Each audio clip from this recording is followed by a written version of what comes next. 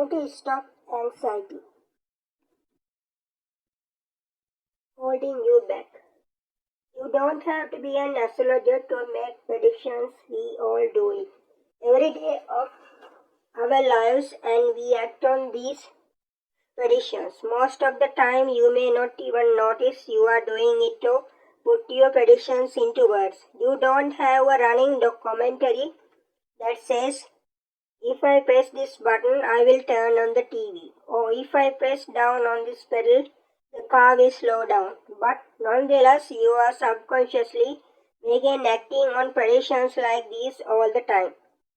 Other predictions are more thought out than conscious. If I leave now, I can catch the 5:30. Predictions are usually based on experience, and we use information from what happens to amend and update predictions if necessary so that they will stay useful. I need to leave 10 minutes earlier than yesterday if I am to catch the 5:30. Chapter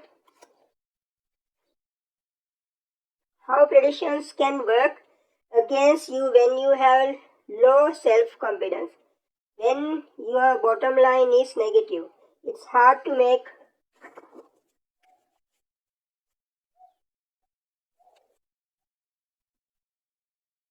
accurate predictions.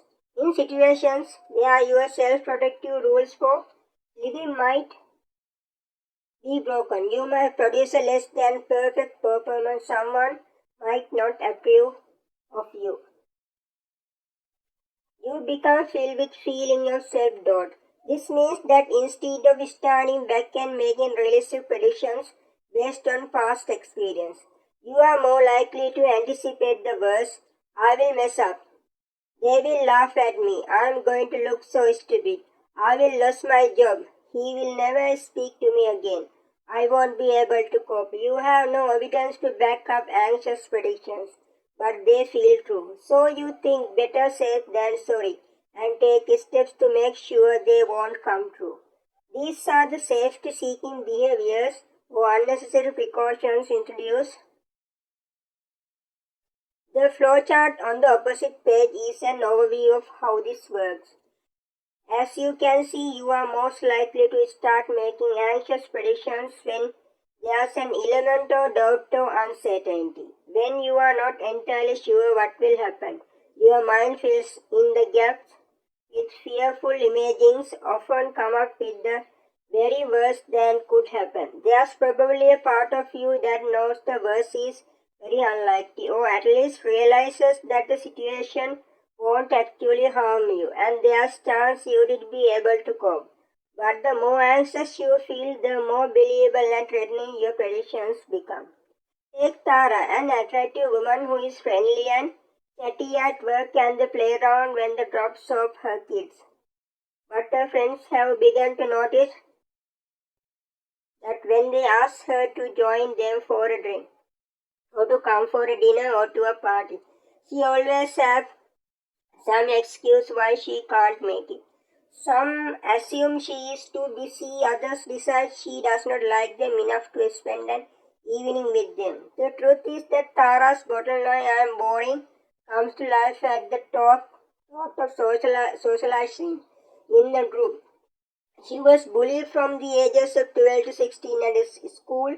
She was teased and told by in crowd that she was too boring to join in with them. Tara has tried hard to put her teenage years behind her, but she still believes that she just is not interesting or entertaining enough.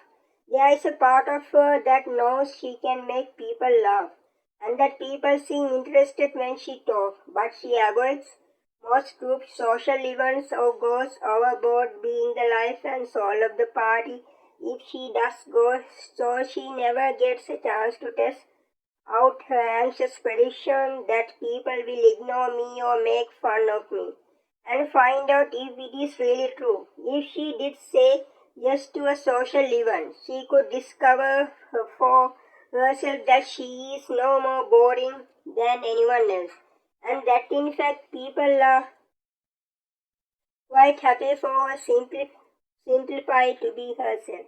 There is no need for her to make constant effort to be entertained. This is how anxious predictions and the things you do to protect yourself against the worst happening hold you back and stop your self-confidence from blossoming. You will learn how to spot the early warning sign that you are going into anxious prediction mode. Identify your anxious predictions. Uncover the unnecessary precautions you take to stop your anxious predictions from coming true. Question the validity of your anxious predictions and come up with more helpful alternatives. Check out by experimenting with operating in a different way how true your anxious predictions really are. Replace your anxious predictions with something more useful and realistic.